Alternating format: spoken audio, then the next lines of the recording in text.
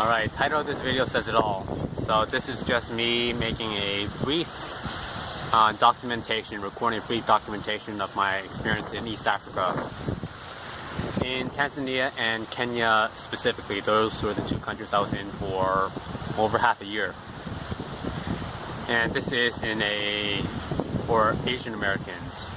Just to have a record of it, because I realized there are relatively few Asian Americans that make their way out to East Africa.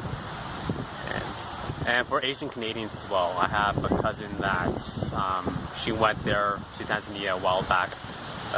Very few Asian Americans or Asian Canadians make their way out to East Africa, especially not by themselves like I did. So specifically with my own instance, I was there in East Africa in two major cities of Dar es Salaam, Tanzania, and Nairobi, Kenya.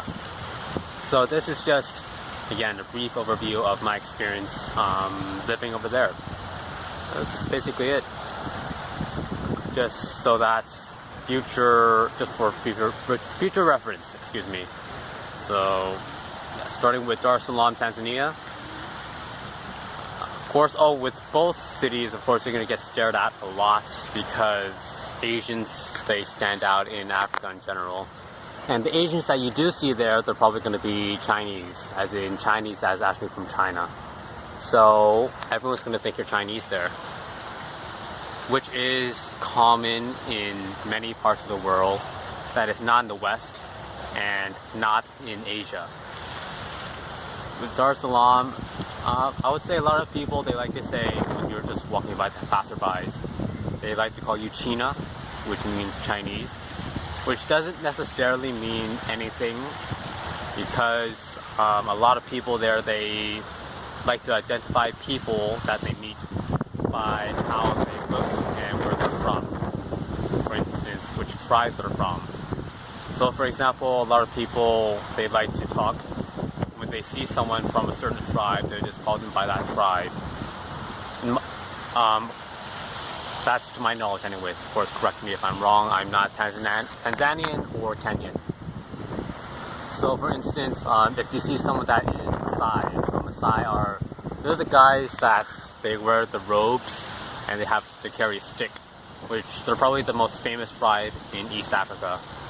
So if you see a Maasai, a lot of people, when they see someone that is from the Maasai tribe, they're hunters, they wear clothes that are different from most other people. They'll say something like, Maasai Nzima means, Maasai, are you okay? Maasai, how are you?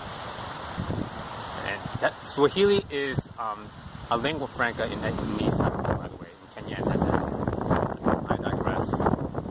So people might call you China, which means Chinese in Tanzania. So there's that. But besides that, I mean, some people, they may say out of spite.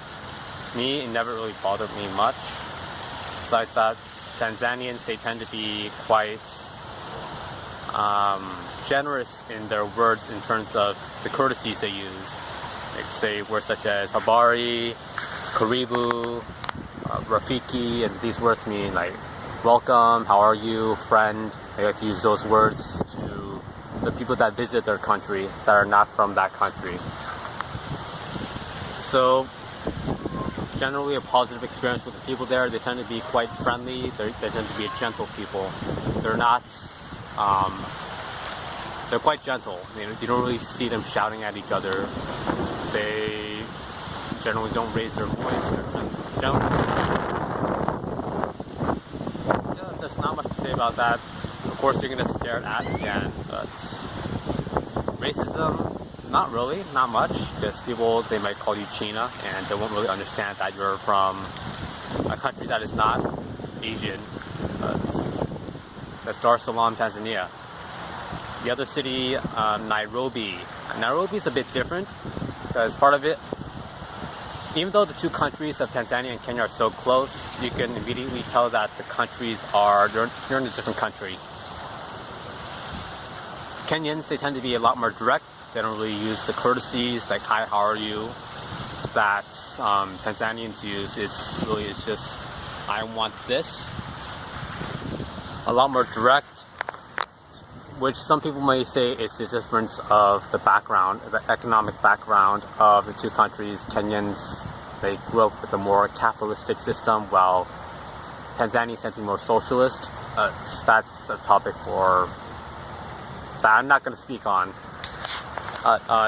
In Nairobi specifically, for Asian Americans, I noticed a lot more racism there. Out of all the countries I've been in, I experienced a lot of it.